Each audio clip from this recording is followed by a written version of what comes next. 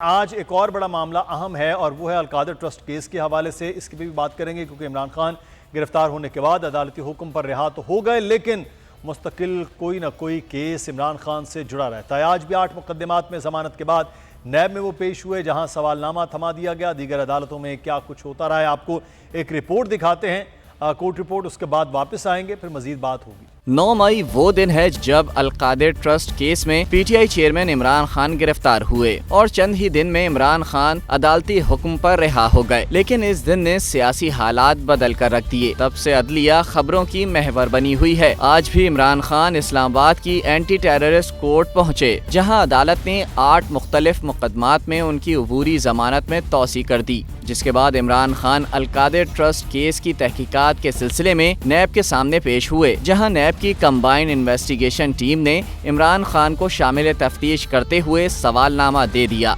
दूसरी जानिब अदालत ने अलकादर ट्रस्ट करप्शन केस में इमरान खान की अहलिया बुशरा बीबी की 31 मई तक अबूरी जमानत मंजूर कर ली और अलकादर ट्रस्ट केस में इमरान खान और उनकी अहलिया के खिलाफ प्रोसिक्यूशन टीम भी तश्कील दे दी। एहतसाब अदालत ने इस हवाले से नोटिफिकेशन भी जारी कर दिया। उधर मुल्क में इंतखाबात कब होंगे, मामला अब भी मुअम्मा बना हुआ है। आज पंजाब में 14 मई को इंतखाबात कराने के हुक्म पर इलेक्शन कमीशन की नजरसानी की दरख्वास्त पर समाअत हुई। दौरान समाअत इलेक्शन कमीशन के वकील ने दलाइल पेश किए, जिसके बाद अदालत ने समाअत को कल दिन 12 बजे तक मुलतवी कर दिया।